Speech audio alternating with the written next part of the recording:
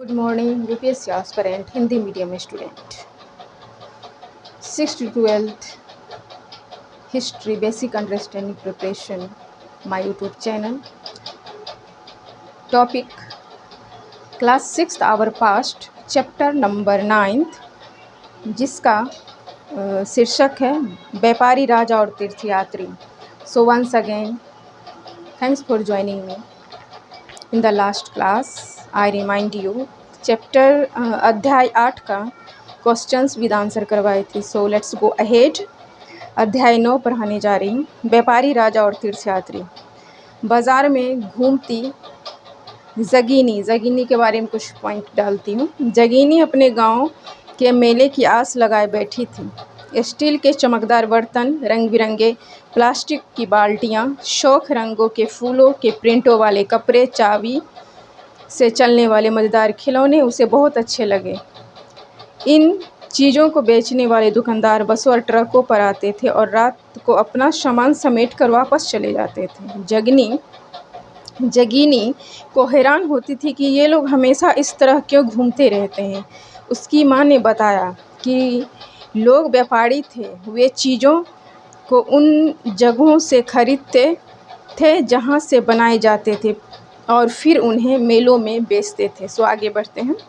व्यापारी और व्यापारियों के बारे में जानकारी आप लोग अध्याय 8 में पढ़े होंगे। काले पॉलिश वाले बर्तन के बारे में, जो यहाँ खूबसूरत बर्तन खास तौर पे इनकी कटोरी तथा थालियाँ इस उपमहाद्वीप के अनेक पुरास्थलियों से मिले थे।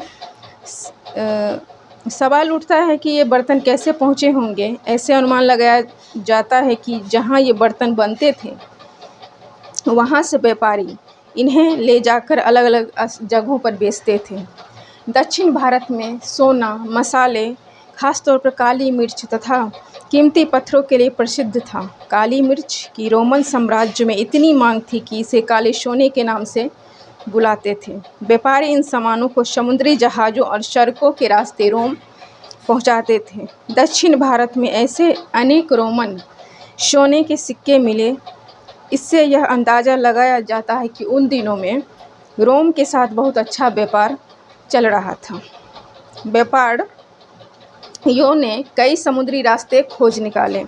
इनमें से कुछ समुद्र के किनारे चलते थे, कुछ अरब सागर में और बंगाल की खाड़ी को पार करते थे।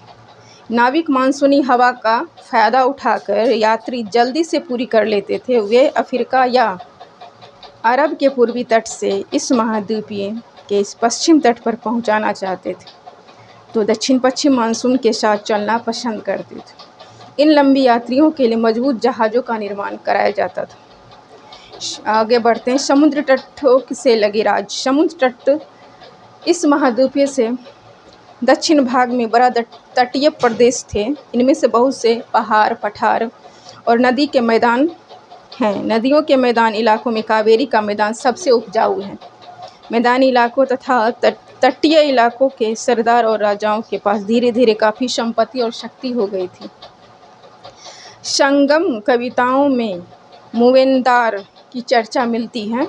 यह एक तमिल शब्द है जिसका अर्थ है तीन मुखिया। मूवेंदार का अर्थ है तीन मुखिया। मूवेंदार तमिल शब्द है जिसका अर्थ है तीन मुखिया। इसका प्रयोग 3 शासक परिवारों मुखियाओं के लिए किया गया है। चोल, चेर तथा पांड्य, जो करीब 2300 साल पहले दक्षिण भारत में काफ़ी शक्तिशाली माने जाते थे। इन तीनों मुखियाओं के अपने दो सत्ता केंद्र थे।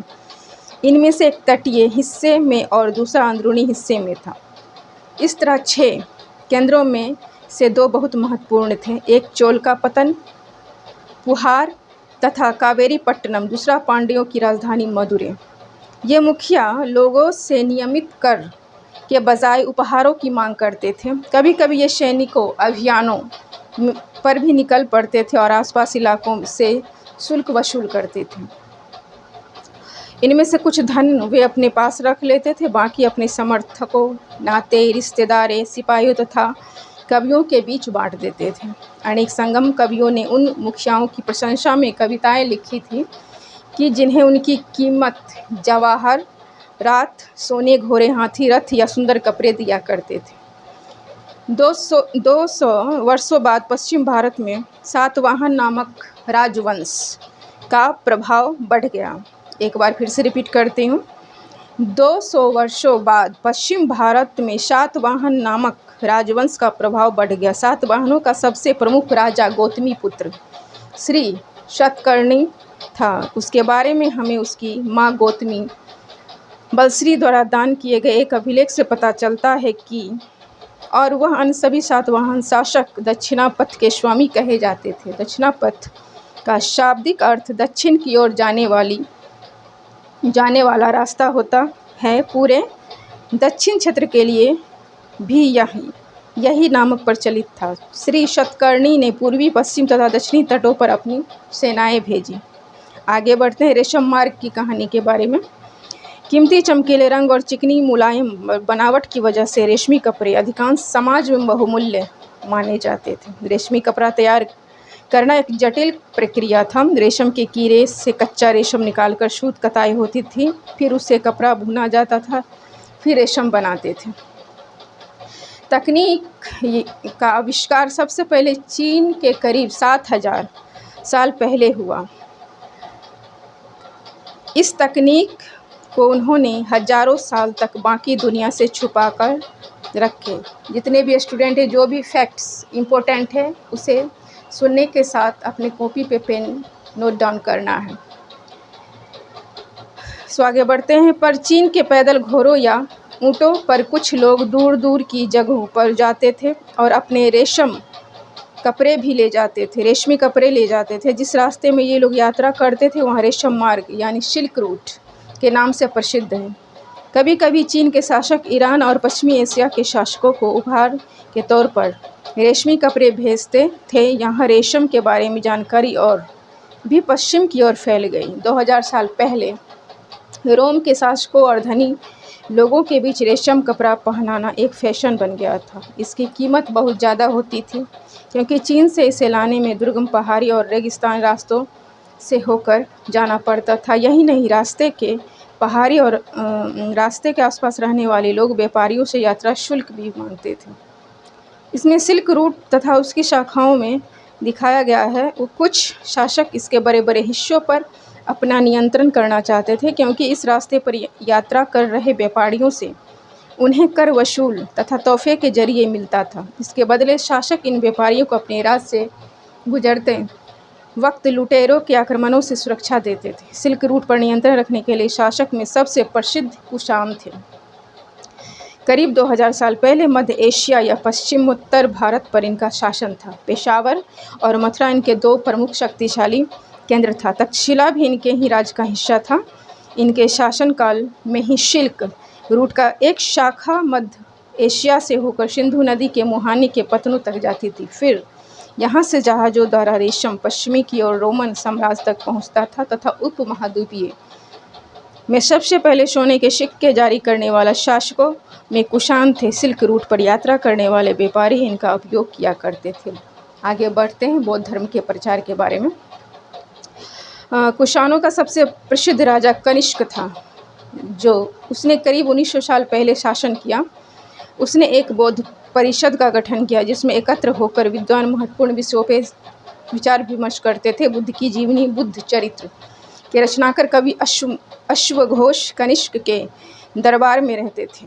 अश्वघोष तथा अन्य बौद्ध विद्वानों ने अब संस्कृत में लिखना शुरू कर दिया था। इस समय बौद्ध धर्म की एक नई धारा महायान का विकास हुआ। इनकी दो प्रमुख विशेषताएं हैं। पहले, मूर्तियों में बुद्ध की उपस्थिति सिर्फ कुछ संकेतों के माध्यम से दर्शाई जाती थी। मिसाल के तौर पर उनकी निर्माण प्राप्ति को पीपल के पेड़ मूर्ति द्वारा दर्शाया जाता था, पर अब बुद्ध की प्रतिमाएं बनाई जाने लगी। इनमें पीपल के पेड़ की मूर्तियां द्वारा दर्शाया जाता था, पर अब बुद्ध की प्रतिमाएं बनाई जाने लगी। इनमें से अधिकांश मथुरा में तो कुछ तक्षशिला में बनाई जाने लगी। दूसरा परिवर्तन बोधिसत्व में आस्था को लेकर आया। बोधिसत्व उन्हें कहते हैं कि ज्ञान की प्राप्ति के बाद एकांतवास करते हुए ध्यान साधना कर सकते हैं। यानी बुद्ध को निर्माण प्राप्ति पीपल के पेड़ के पास हुई। वहीं पे बैठ के वो एकांत ध्यान वासना की जो गया में अभी भी स्थित है। लेकिन ऐसा करने के बजाय वे लोग को शिक्षा देने और मदद करने के लिए सांसारिक परिवेश में ही रहना ठीक समझने लगे। धीरे धीरे बौद्धिस्तों की पूजा काफ़ी लोकप्रिय हो गई। पूरे मध्य एशिया, चीन और बाद में कोरिया तथा जापान तक भी फैल गई। बौद्ध धर्म का प्रसार पश्चिमी और दक्षिणी भारत में हुआ, जहाँ बौद्ध भिक्षुओं के रहने के लिए पहाड़ों में दर्जनें गुफाएं खोदी गई। सो लुक एट दिस पिक्चर। ये सांची के स्तूप का एक मूर्ति चित्र है। यहाँ वृक्ष और उसके नीचे खाली ये वृक्ष दर्शाया गया, पीपल का पेड़। आसन को देखें। मूर्तिकार ने यह बताने के लिए खुदाई करके यह मूर्ति बनाई, जो कि बुद्ध को ज्ञान की प्राप्ति इसी वृक्ष के नीचे बैठकर ध्यान करते हुए हुई। ये पीपल के वृक्ष जो गया में स्थित है, आप लोग जाके विजिट कर सकते हैं, देख सकते हैं। सो आगे बढ़ते हैं। इनमें से कुछ गुफाएं राजा और रानियों के आदेश पर बनाई गई, तो कुछ व्यापारी तथा कृषकों द्वारा। इनमें से ज़्यादातर गुफाएं पश्चिमी घाट के दर्रों के पास बनाई गई थी। दक्कन के शहरों और तटों के समृद्ध बंदरगाहों और इन्हें जोड़ने वाली सड़कें भी इन्हें दर्रों से होकर गुजरती थी। ऐसा लगता है कि यात्रा करने वाले व्यापारी इन गुफाओं और मठों में विश्राम के लिए रुकते थे। बौद्ध धर्म दक्षिण पूर्वी की ओर श्रीलंका, म्यांमार, थाईलैंड तथा इंडोनेशिया से दक्षिण पूर्व एशिया के अन्य भागों में भी फैला। थेरवाद नामक बौद्ध धर्म का आरंभिक रूप इन सब क्षेत्रों में कहीं अधिक प्रचलित था। सो लुक एट दिस पिक्चर। ये महात्मा बुद्ध की प्रतिमा है, जो तक्षशिला में बनी हुई बुद्ध की प्रतिमा का एक चित्र है, जो इन चित्रों को देखकर बताना है कि इनके बीच क्या क्या समानताएं और क्या क्या भिन्नताएं हैं। So look at this picture. Mahatma Buddha की दोनों ही तस्वीर हैं। सो आगे बढ़ते हैं। तीर्थयात्रियों की जिज्ञासा व्यापारी काफिलों में तथा जहाज़ों से दूर दूर तक जाया करते थे। बहुत से तीर्थयात्री भी उनके साथ यात्रा पर निकल पड़ते थे। तीर्थयात्रियों का मतलब है कि स्त्री पुरुष दोनों होते थे, जो प्रार्थना के लिए पवित्र स्थानों पर यात्रा करते थे। इस तरह भारत की यात्रा पर आया चीन बौद्ध तीर्थयात्री फाहियान काफ़ी प्रसिद्ध हैं। करीब 16 साल पहले ह्वेनसेंग 1400 साल पहले भारत आया। करीब 50 साल बाद इत्संग आया। वे सब बुद्ध के जीवन से जुड़ी जगहों और प्रसिद्ध मठों को देखने के लिए भारत आए हुए थे। इनमें से प्रत्येक तीर्थयात्री की अपनी यात्रा का वर्णन लिखा। इन्होंने अपनी यात्रा के दौरान आई मुश्किलों के बारे में लिखा। इन यात्रियों में कई वर्ष लग जाया करते थे। इन देशों और मठों को उन्होंने देखा कि उनके बारे में उन्होंने लिखा कि उन किताबों के बारे में उन्होंने लिखा कि वो जिन्हें वो अपने साथ ले गए। ह्वेनसेंग भूमार्ग से उत्तर पश्चिमी और मध्य एशिया होकर चीन वापस लौटा। उसने सोने, चांदी और चंदन की लकड़ी की बनी बुद्ध की मूर्तियां तथा 600 से भी ज़्यादा पांडुलिपियां एकत्र की थीं। इन्हें वह लगभग 20 घोड़ों पर लाद कर ले गए, पर इसमें से 50 पांडुलिपियां उस समय खो गई जब सिंधु नदी पार करते हुए उनकी नाव पलट गई थी। अपने जीवन का बाकी हिस्सा उसने बची हुई पांडुलिपियों का संस्कृत में चीनी अनुवाद करने में लगा दिए। So look at this picture. Karle गुफा महाराष्ट्र में है। कार्ले गुफा ये महाराष्ट्र में, सो आप लोग देख सकते हैं। Look at this picture. So आगे बढ़ते हैं।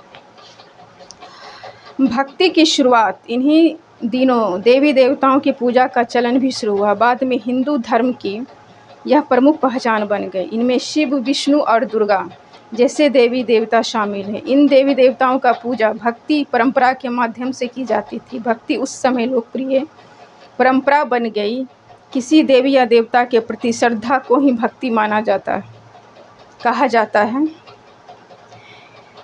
भक्ति का पथ सबके लिए खुला था, चाहे वह धनी हो, गरीब हो, ऊंच जाति का हो, नीची जाति का, स्त्री पुरुष हो। भक्ति मार्ग की चर्चा हिंदुओं के पवित्र ग्रंथ भागवत गीता में की गई है। भागवत गीता महाभारत का एक हिस्सा है, जो अगले अध्याय यानी अध्याय 11 में पढ़ेंगे। इसमें भगवान श्री कृष्ण ने अपने भक्त और मित्र अर्जुन के सभी धर्मों को छोड़कर उनकी शरण में आने का उपदेश देते थे, क्योंकि केवल कृष्ण ही अर्जुन को सारी बुराइयों से मुक्ति दिला सकते थे। पूजा का यही रूप धीरे धीरे देश के विभिन्न भागों में फैलने लगा। भक्ति मार्ग अपनाने वाले लोग आडंबर के साथ पूजा पाठ करने के बजाय ईश्वर के प्रति लगन और व्यक्तिगत पूजा पर जोर देते थे। भक्ति मार्ग अपनाने वाले यह मानना है कि अगर कोई आराध्य देवी देवता की सच्चे मन से पूजा की जाए तो उसी रूप में वो दर्शन देते हैं।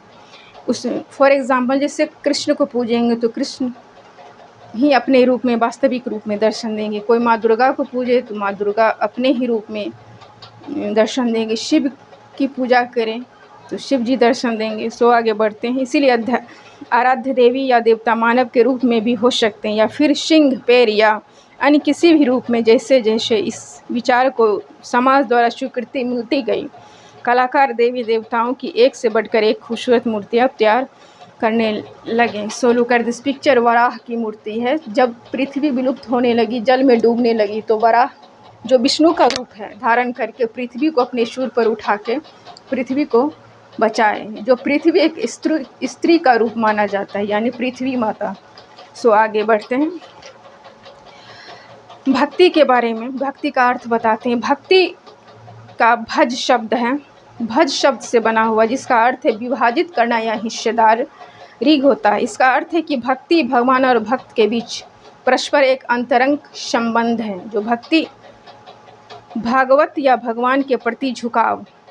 भगवान का एक अर्थ यह भी है कि जो अपने ऐश्वर्य तथा सुखों को भक्तों के साथ बांटता है, यानी भक्त या भगवान अपने देवी देवताओं के भाग्य का हिस्सेदार होता है, उसे भक्ति बोला जाता है।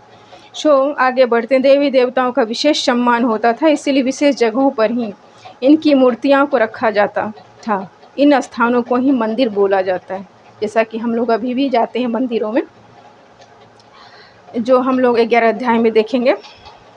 भक्ति परंपरा ने चित्रकला, शिल्पकला तथा स्थापत्य कला के माध्यम से अभिव्यक्ति की प्रेरणा दी गई। सो आज के लिए इतना ही। नेक्स्ट क्लास में questions with answer. So till then, bye bye, take care, thank you for watching my YouTube channel. Like, subscribe and share. Thanks.